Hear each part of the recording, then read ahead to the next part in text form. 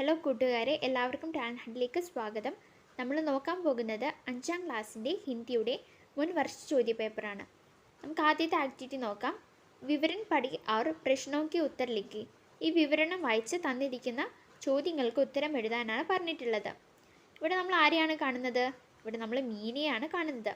യഹ് മീന ഹേ, ഇത് മീനയാണ്. ഉസ്കി ആയു 10 साल है, അവളുടെ വയസ്സ്. ആയു എന്ന് പറഞ്ഞിട്ടുണ്ടെങ്കിൽ വയസ്സാണ്. അവളുടെ വയസ്സ് 10 साल है, 10 വയസ്സാണ് മീനയ്ക്കുള്ളത്. 10 എന്ന് പറഞ്ഞിട്ടുണ്ടെങ്കിൽ 10. വഹ് GUPS പൻവൂർ की 5वीं कक्षा की छात्रा है. അവൾ പഠിക്കുന്നത് എവിടെയാണ്? GUPS പനവൂർ സ്കൂളിലാണല്ലേ. എത്രാം ക്ലാസ്സിലാണ് പഠിക്കുന്നത്? 5ാം ക്ലാസ്സിലാണ്. ഛാത്ര എന്ന് പറഞ്ഞിട്ടുണ്ടെങ്കിൽ വിദ്യാർത്ഥിയാണ്. മീന കെ ഘർ മേ മാതാജി പിതാജി और ഭായ് ഹേ. മീനയുടെ വീട്ടിൽ ആരൊക്കെയുണ്ട്? അമ്മയുണ്ട്, അച്ഛനുണ്ട്, പിന്നെ ഒരു സഹോദരനുണ്ട്. നമ്മളോട് ഇവിടെ എന്താണ് ചോദിച്ചിരിക്കുന്നത്? മീനയ്ക്ക് പ്രൊഫൈൽ തയ്യാർ കരേ. മീനയുടെ പ്രൊഫൈൽ തയ്യാറാക്കാനാണ്. ആദ്യം നമ്മൾ എന്താണ് എഴുതേണ്ടത്? നാം എന്ന് പറഞ്ഞിട്ടുണ്ടെങ്കിൽ പേര്. ഇവിടെ എന്താണ് പേര്? മീന. കക്ഷ എന്ന് പറഞ്ഞിട്ടുണ്ടെങ്കിൽ ക്ലാസ്. എത്രാം ക്ലാസ്സിലാണ് മീന പഠിക്കുന്നത്? 5ാം ക്ലാസ്സിൽ. സ്കൂൾ GUPS പനവൂർ സ്കൂളിലാണ് മീന പഠിക്കുന്നത്. ആയു വയസ്സ്. മീനയുടെ വയസ്സ് 10 വയസ്സാണ്. 10. അടുത്തതായിട്ട് അപ്നാ നാം ലിഖി. നിങ്ങളുടെ പേര് എഴുതാനാണ്. അപ്പോൾ നിങ്ങളുടെ പേര് എന്താണോ അതാണ് നിങ്ങൾ ഇവിടെ എഴുതേണ്ടത്. ഈ പേര് നിങ്ങൾ എഴുതരുത്. നിങ്ങളുടെ പേരാണ് എഴുതേണ്ടത്. ഇനി നമുക്ക് അടുത്ത പ്രവർത്തനം നോക്കാം. ആക്ടിവിറ്റി 2. സൂചന കവിതാംശ പഠേ പ്രശ്നോക്ക് ഉത്തർ ലിഖി. ഈ കവിത വായിച്ച് തന്നിരിക്കുന്ന ചോദ്യങ്ങൾക്ക് ഉത്തരം എഴുതാനാണ് പറഞ്ഞിട്ടുള്ളത്. ആദ്യം നമുക്ക് ഈ കവിതയൊന്ന് ചൊല്ലി നോക്കാം.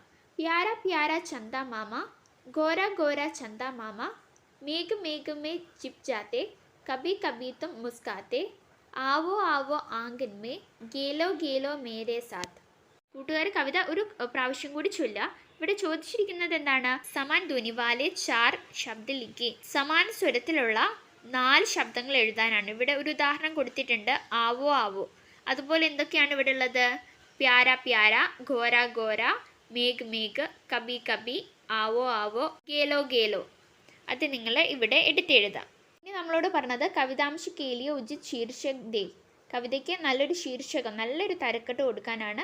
നമുക്ക് എന്ത് കൊടുക്കാം? ചാന്ദ് കെ സാത്ത്, അല്ലെങ്കിൽ ചന്ദ മാമ, പ്യാരി ചന്ദ മാമ. അങ്ങനെ നിങ്ങൾക്ക് ഇഷ്ടമുള്ള ഒരു ശീർഷകം കൊടുക്കാം. ഈ കവിതയുമായി ബന്ധപ്പെട്ടതായിരിക്കണം.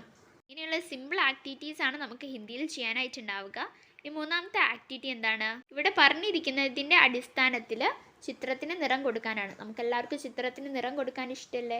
അപ്പോൾ ഇവിടെ പറഞ്ഞതിനനുസരിച്ചിട്ടാണ് നമ്മളിവിടെ നിറം കൊടുക്കേണ്ടത്. ഇവിടെ 1 എന്നുള്ളതിന് നമ്മൾ ബ്ലാക്ക് കളറാണ് കൊടുക്കേണ്ടത്.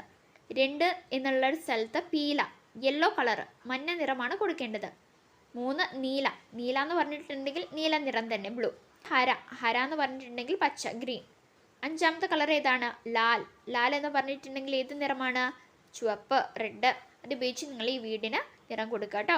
ഈ വീടിന് നല്ല രീതിയിൽ നിറം കൊടുക്കണമെങ്കിൽ നമുക്ക് ആദ്യം ഈ കളേഴ്സിൻ്റെ അർത്ഥം മനസ്സിലാവണം അല്ലേ? കാല എന്ന് പറഞ്ഞിട്ടുണ്ടെങ്കിൽ ബ്ലാക്ക് ആണെന്നും പീല എന്ന് പറഞ്ഞിട്ടുണ്ടെങ്കിൽ മഞ്ഞയാണെന്നൊക്കെ നമുക്ക് മനസ്സിലാക്കണം. അപ്പം നിങ്ങൾ എന്ത് ചെയ്യണം? ഈ കളേഴ്സിൻ്റെ പേരൊന്ന് പഠിച്ചു വെക്കുക. കാല പറഞ്ഞിട്ടുണ്ടെങ്കിൽ ബ്ലാക്ക് ആണ്, പീല എന്ന് പറഞ്ഞിട്ടുണ്ടെങ്കിൽ യെല്ലോ ആണ്, നീല ബ്ലൂ ആണ്, ഹര ഗ്രീൻ, ലാൽ റെഡ്.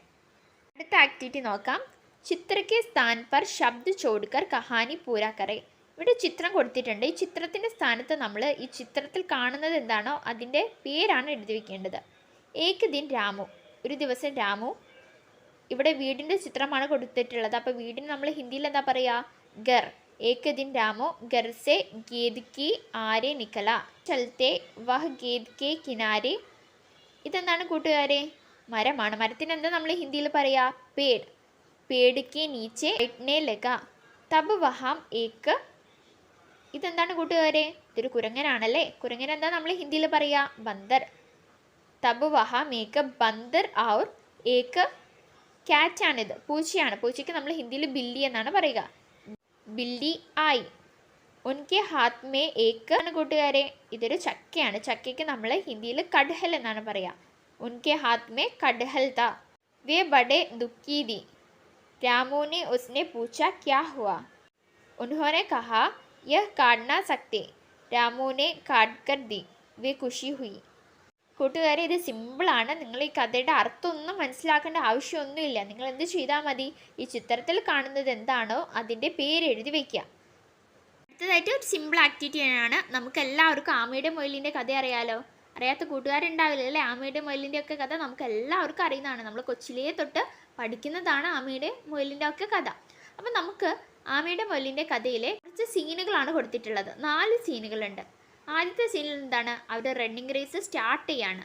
രണ്ടാമത്തെ സീനിലോ മുയൽ ഓടിപ്പോകുന്നുണ്ട്, പക്ഷെ ആമയാണെങ്കിലോ മെല്ലെ മെല്ലെ മെല്ലെ ഇങ്ങനെ വരികയാണ്. മൂന്നാമത്തെ സീനിലാണെങ്കിലോ മുയൽ ഒരു മരത്തിൻ്റെ ചോട്ടിൽ റെസ്റ്റ് എടുക്കുന്നുണ്ട്. മുയൽ വിചാരിക്കുന്നത് എന്താണ്, ആമേനെ മെല്ലെ നടന്നു വരുമ്പോഴത്തേനും സമയമാവും, അതുകൊണ്ട് ഞാൻ കുറച്ച് വിശ്രമിച്ചിട്ട് പോവാന്ന് വിചാരിച്ചിരിക്കുകയാണ് ആര്, മുയൽ. അങ്ങനെ മുയൽ ഒരു മരത്തിൻ്റെ ചോട്ടിൽ വിശ്രമിക്കുകയാണ്. മുയൽ വിശ്രമിച്ച് എണീക്കുമ്പോഴത്തേനും നമ്മുടെ ആമ എവിടെ എത്തി, ഫിനിഷിംഗ് പോയിന്റിൽ എത്തിക്കഴിഞ്ഞു. ഇത് നമുക്ക് ഇവിടെ എഴുതി കൊടുത്തിട്ടുണ്ട്, പക്ഷെ ഇത് ഓർഡറിലല്ല കൊടുത്തിട്ടുള്ളത്. നമുക്കിത് ഓർഡറിലാക്കി എഴുതണം. ആകെ ആകെ ഖർഗോഷ് പീച്ചെ പീച്ചെ കഞ്ചുവ. കഞ്ചുവ എന്ന് പറഞ്ഞിട്ടുണ്ടെങ്കിൽ ആമയാണ്, ഖർഗോഷ് എന്ന് പറഞ്ഞിട്ടുണ്ടെങ്കിൽ മുയലാണ്. ഖർഗോഷ് മുന്നോട്ട് മുന്നോട്ട് പോവുകയാണ്, എന്നാലോ ആമ മെല്ലെ മെല്ലെ വരികയാണ്. ഖർഗോഷിനെ രാസ്തേമേ ആരാം കിയ. ഖർഗോഷ് വഴിയിൽ വെച്ച് ഒന്ന് വിശ്രമിച്ചു. ആരാം എന്ന് പറഞ്ഞിട്ടുണ്ടെങ്കിൽ വിശ്രമിക്കുക, രാസ്തേ വഴി. കച്ചുവ और ഖർഗോഷ് दौड़ की तैयारी में है. ആമയും മുയലും ഓട്ടത്തിനുള്ള തയ്യാറെടുപ്പിലാണ്. കച്ചുവ ജിത്ത, ആമ ജയിച്ചു. ഇതെങ്ങനെയാണ് നമുക്ക് ഓർഡറിലാക്കി എഴുതുക? ആദ്യം ഏതായിരിക്കും വരിക? ആദ്യം ഇതാണ് വരിക അല്ലേ. കച്ചുവ और ഖർഗോഷ് दौड़ की तैयार में है. അവർ രണ്ടുപേരും റണ്ണിങ് റേസിന് തയ്യാറായി ഇരിക്കുകയാണ്. രണ്ടാമതായിട്ടോ ആകെ ആകെ ഖർഗോഷ് പീച്ചെ പീച്ചെ കച്ചുവ. ഖർഗോഷ് ഇങ്ങനെ നല്ല സ്പീഡിൽ പോവാണ്, മെല്ലെ മെല്ലെ നമ്മുടെ ആമയും എത്തുന്നുണ്ട്. ഇനി മൂന്നാമത് എന്താണ് വരുന്നത്, ഖർഗോഷിനെ രാസ്തേമേ ആരാം കിയ. ഖർഗോഷ് വഴിയിൽ വെച്ച് വിശ്രമിച്ചു. ഇനി നാലാമത് വരുന്നത് കച്ചുവ ജിത്ത, ആമ ജയിച്ചു. അപ്പം നിങ്ങൾ അത് ഇവിടെ എഴുതി കൊടുക്കട്ടോ, ഓർഡറിലാക്കി എഴുതാം. ഇനി ബി ക്വസ്റ്റ്യൻ, കഹാനി കേരി ഉചിത് ശീർഷക് ലിഖി. ഈ ഒരു കഥയ്ക്ക് നല്ലൊരു തലക്കെട്ട് കൊടുക്കാനാണ്. നമുക്ക് എന്ത് കൊടുക്കാം, ഖർഗോഷ് ആർ കച്ചുവ എന്ന് കൊടുക്കാം, അതായത് ആമയും മുയലും. അടുത്ത പ്രവർത്തനത്തിൽ നമുക്കിവിടെ ബോക്സിൽ കുറച്ച് മൃഗങ്ങളുടെ പേര് കൊടുത്തിട്ടുണ്ട്. ഇതിനെ നമ്മൾ പാൽത്തു ജാൻവർ, ജംഗ്ലി ജാൻവർ എന്ന് തരംതിരിക്കണം. പാൽത്തു ജാൻവർ എന്ന് പറഞ്ഞിട്ടുണ്ടെങ്കിൽ ഡൊമസ്റ്റിക് ആനിമൽസ് ആണ്, നമ്മൾ വീട്ടിൽ വളർത്തുന്ന മൃഗങ്ങൾ. ജംഗ്ലി ജാൻവർ എന്ന് പറഞ്ഞിട്ടുണ്ടെങ്കിൽ കാട്ടുമൃഗങ്ങളാണ്, കാടുകളിൽ കാണുന്ന മൃഗങ്ങൾ.